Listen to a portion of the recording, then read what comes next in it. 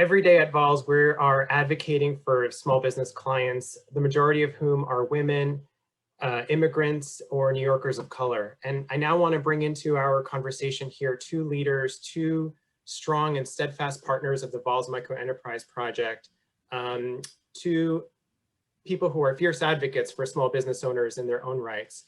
Delia Awusi, who is the director of the Women's Business Center at Business Outreach Center Network in Brooklyn.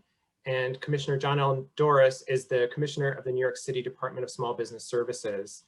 Delia, first, could you share with us a little bit, what's it been like from your perspective as a community partner, as a community organization working with small business owners in crisis over the past year plus, and what's the role of volunteer attorneys?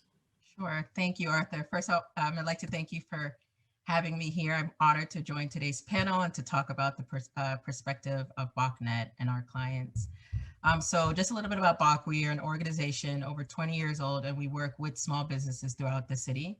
I oversee the Small Business Administration's Women's Business Center. And I do remember at the beginning of the pandemic, right when word was coming out that things were getting ready to shut down, we had our last team meeting in person. And my boss, the executive director of BOCnet, Nancy Karen, told all of us in that room that you just wait, we will become frontliners. And I remember in my head, I'm like, well, I'm not a police officer, I'm not a doctor. But as the weeks wore on and we were getting calls inundated by small business owners, I finally understood what she meant. A perspective or one that always rings or comes to mind is a very dear client of mine. Her name is Lacey Chisholm, and she's the owner of Fit for Dance, which is a wonderful Zumba studio in the Crown Heights section of Brooklyn. So Lacey is an amazing gem of a woman. She's a former New York City DOE teacher, and I have been her business counselor since she started years ago.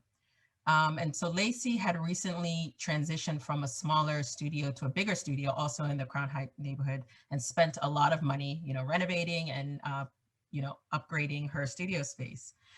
Then the pandemic happened. I remember Lacey calling me immediately. She's like, Delia, I have no idea what to do.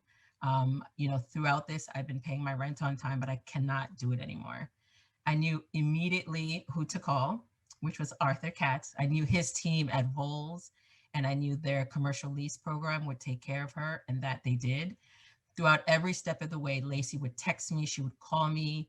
We were in an accountability group, and she consistently told me just the amount of support that these lawyers were providing her.